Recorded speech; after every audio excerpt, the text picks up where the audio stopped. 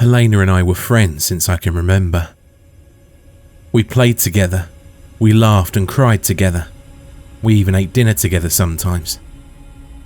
Our friendship surely was one of the special kind. You see, I never was the very sociable type. Kids always used to laugh at me for my strange looks, thus it was hard for me to make any friends. In fact, Helena was the only true friend I've ever had, but she was enough for me. Her smile alone made me go through another day of my miserable life. She was kind-hearted, open-minded, and overall the most gracious person I've ever met in my life. Talking about meeting, I can exactly remember the day we met for the very first time. It was in a big department store in Kansas. It was nearly Christmas time, and everyone was buying presents like crazy, paying outrageous prices to obtain all the stuff their loved ones wanted. I never really understood why they always relied on material gifts, instead of just love and care for each other, but I digress here. I was sitting on the same spot I always did, watching the store visitors as they came by. Most of them threw weird looks at me, or ignored me completely, pretending I wasn't there. I hated it. The worst thing was that I sat in the unwanted part of the store, where all the discounts and leftover toys from last Christmas were. So there weren't many customers to begin with. I wanted them to notice me, but the minority glanced at me for a second and continued their search for presents. I was actually beginning to feel lonely.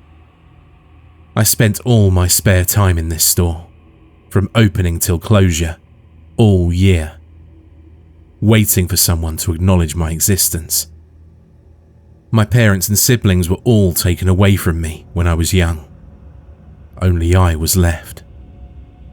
Living on the streets was no option for me, so I waited and waited on the same spot every day, until a nice family wanted to take me home with them.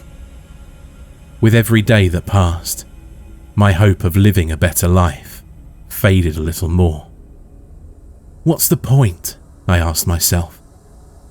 The manager's going to get rid of me eventually, so why do I still wait for rescue?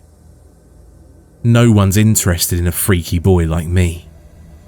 I can't even smile normally. But, just as I was about to give up, Helena and her parents entered the store. I think she was about 5 years old at this point. She had long, silky blonde hair and wore a light blue dress with matching shoes. At first, she was guided through the rows of shelves by her mother and father, searching for a suitable Christmas present for her. She looked at every toy and plushie displayed, but nothing seemed to match her liking. After 20 minutes of unsuccessful seeking, the three were about to leave the store with empty hands. They were heading to the front entrance at a quick pace, but only a second before setting a foot outside, Helena turned around one last time and saw me sitting emotionless next to a giant basket filled with left-alone toys. She let go of her parents' grasp and rushed towards me, a cheerful smile widening on her face. I remember her exact words that have given me a chance to live. "Mummy, Daddy, look! He's so cute! Can I keep him? Please?" I couldn't believe what she was saying, and her parents probably neither. She actually liked me. An ugly monster that was abandoned by everything and everyone. I thought I was dreaming, but it was real. In the end, despite her parents' disbelief, they decided to take me home with them. And what followed was the happiest time of my life. Helena and I played together every day, and we had lots of wacky adventures. Whether we defeated the evil creature in the closet, or looked at the peacefully moving clouds, we did it all as a team. We also had unlimited trust for each other. Whenever Helena had a problem in school or anything, I was the very first to know about it, and I cheered her up as best I could. It was just perfect. Even Helena's parents accepted me after some time. I almost felt like I was part of the family. Soon, Helena began to grow up. From a small, innocent girl to a responsible, yet sometimes emotionally unstable teenager. And that was when our relationship started to change. Helena began to spend more time with her trendy friends than with me. At first, I was happy for her, immediately finding friends after starting high school. But it started to unnerve me after a while. One time, I was patiently lying on her bed, waiting for her to arrive to tell me about her day, just so that she can come home at 11 o'clock, almost worrying me to death, because she went on a date with Craig, her so-called boyfriend, and kinda forgot the time. I planned to talk it out with her, but she didn't even notice me. Hell, she even threw me on the ground because she needed to take her daily frustration out on something. She didn't respond anymore when I was talking to her. She left me alone in her room and ignored me every single day. What happened between us? It was like she completely forgot about me. Whenever Helena called or chatted with her friends online, an unknown feeling was spreading inside of me. It stung like a knife and made me furious and sad at the same time. I felt extreme anger at both Helena and her friends. How could she replace me with these slackers who can't even understand her, who only know her on the outside, not on the inside, like me? At the time, I didn't know what to make of this new feeling and shrugged it off. Looking back on it now, I know exactly what this emotion was called. It was envy. Time has passed, and Helena's memories of me seem to have completely disappeared. She didn't even let her anger out on me anymore. She didn't pay any kind of attention to me. I relived the same loneliness I felt back then in the department store. This feeling of not being worthy to exist, the solitude and the extreme despair made me fall into the old routine again. The need to get noticed, the need to get loved by anyone. It was too late when I began to realize that Helena was getting too old for toys. She's gotten other priorities over the years, like being popular in school and getting a boyfriend. By now, all of her childish imagination and innocence had been sucked out by the shallowness of life itself, making me nothing but an object to her. I thought she knew I wasn't like the others of my kind, but I was naive. I didn't comprehend the concept of human growth yet. But how was I supposed to get that anyway? Then, one fateful Sunday, I heard a large number of people talking outside. I climbed onto Helena's bed and took a look out of the window. It seemed like her parents were doing a garage sale of some sort. There were many boxes filled with now unneeded objects, clothes and tools, all displayed on the front lawn, on top of a dusty old desk that looked like it would burst any second.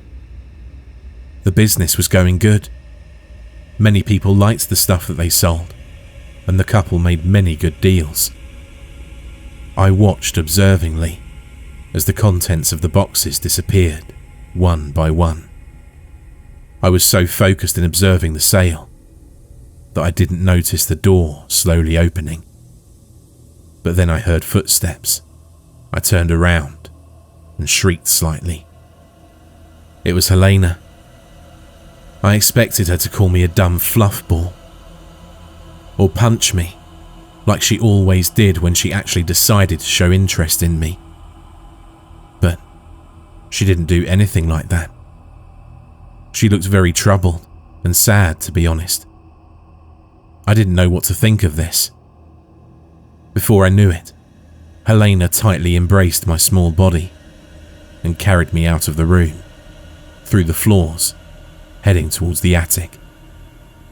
I was kind of skeptical about what she was planning to do with me, but one part of me was so happy that she paid attention to me for the first time in years that I didn't think too much about it.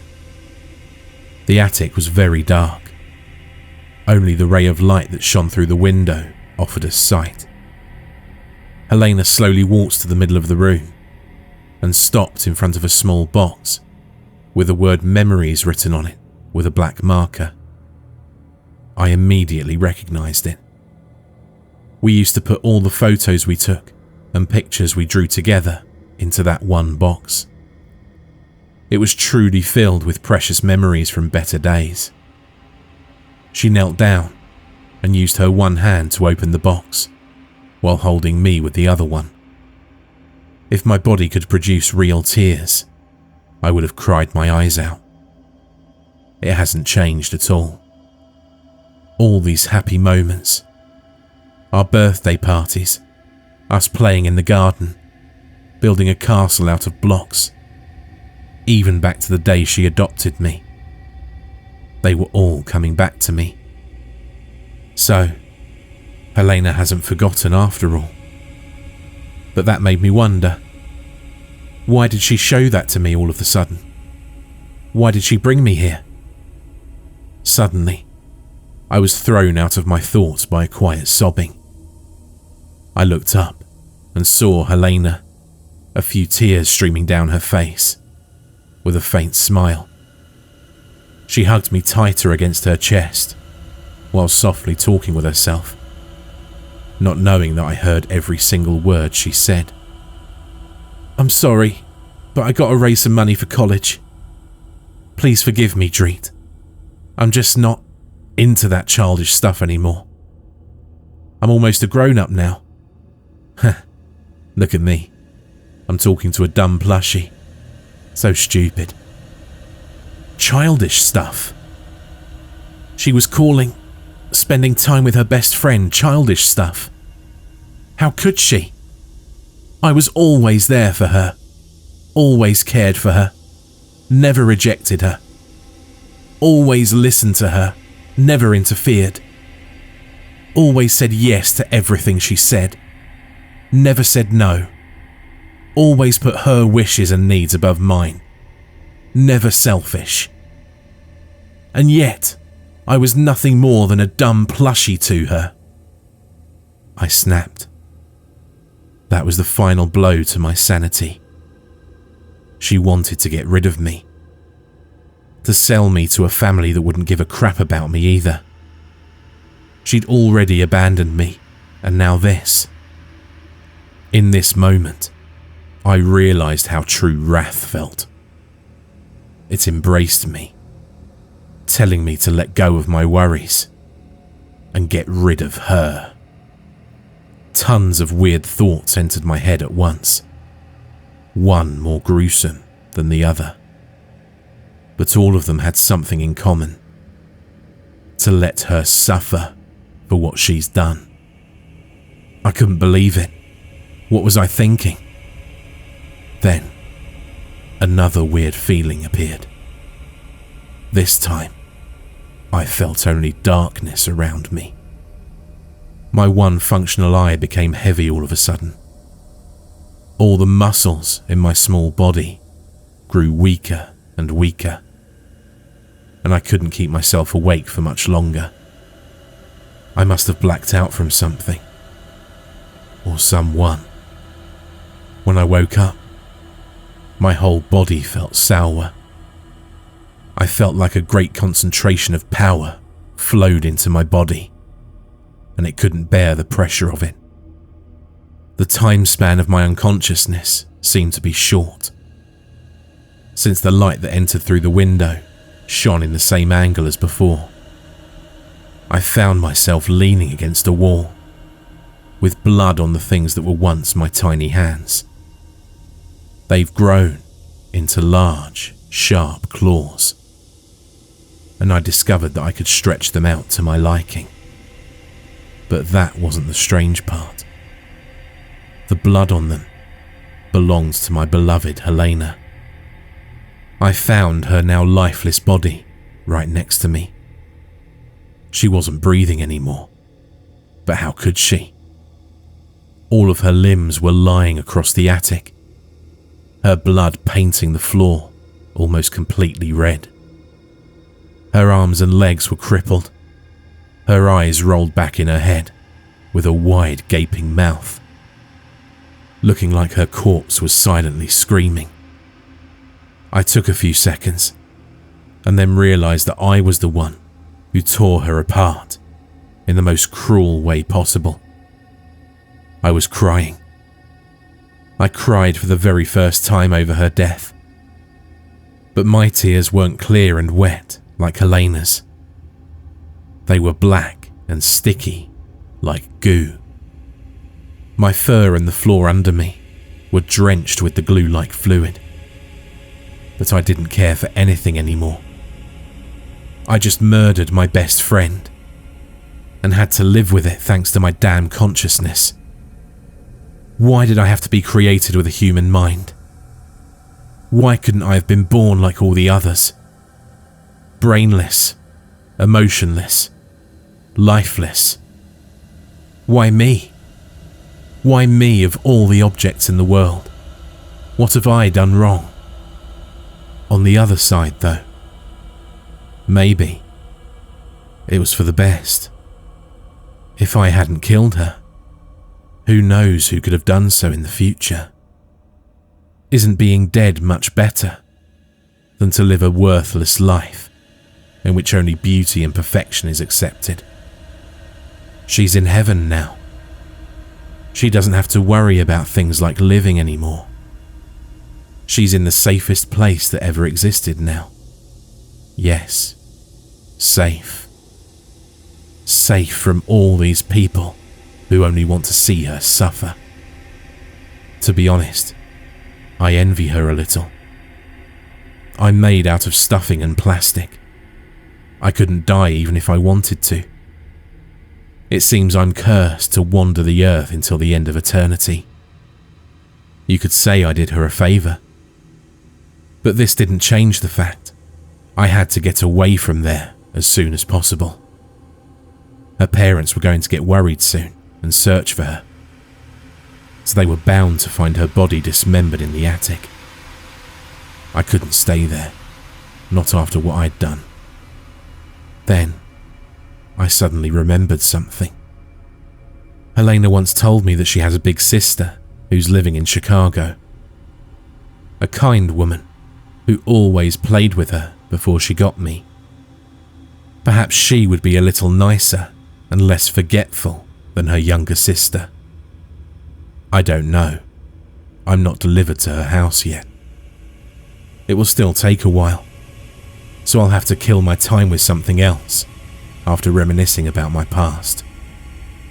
But I really hope I don't have to slice her up like Helena, because that would be really sad.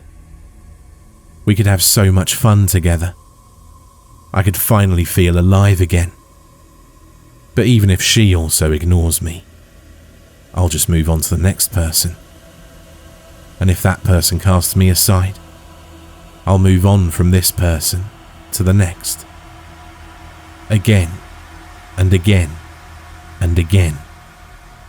Until I finally find someone that will love me forever. I don't care how long it'll take. I'm more determined than ever to find a place where I feel like I truly belong. To find a person I can truly call my friend. One who will never abandon me like this. You're going to be that friend, right?